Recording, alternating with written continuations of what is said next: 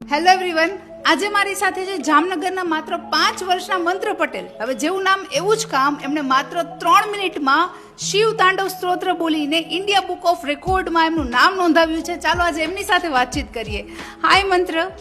હાય મંત્ર, આપણે એક શ્લોક લાઈવ સાંભળવો છે. તમે નંબર બોલો એટલામાં શ્લોક હું બોલીશ. અચ્છા, તો નંબર 10.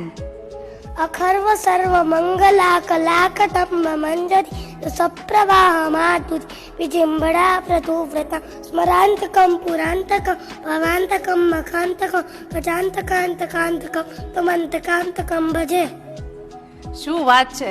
હવે ખરેખર આવડી નાની ઉંમરે આટલું યાદ રહેવું અને ખાસ કરીને એમાં રસ લેવો એ ખૂબ જ સારી પ્રવૃત્તિ છે. મંત્ર, તમને આ બધું કેવી રીતે યાદ રહી જાય? નાનું તો ચારથી જ મને આવડી ગયું. અચ્છા, તમે કયા સ્ટાન્ડર્ડમાં છો અત્યારે? અત્યારે છું, મારું એલકેજી પૂરું થયું, હવે મારું યુકેજી સ્ટાર્ટ થશે. તો નાનકડા છોકરાઓ જે છે મોસ્ટલી બધા કાર્ટૂન જોતા હોય, યુટ્યુબ જોતા હોય, ઇન્સ્ટાગ્રામ જોતા હોય, તો તમને શું જોવું ગમે? મને રામાયણ, મહાભારત, ગણપતિની સિરિયલ અને શનિદેવની સિરિયલ જોવી ગમે. તો તમારા જેવા જે નાનકડા છોકરાઓ છે, જે નાની નાની ઉંમરના લોકો છે, એમને તમારે શું કહેવું છે? હું એને એમ કહીશ કે તમે બી તમારા બાળકને શીખવાડો. આવા સ્તોત્રો મંત્રો શીખવાડતા જાઓ. તમારા છોકરાઓને આગળ વધાવો.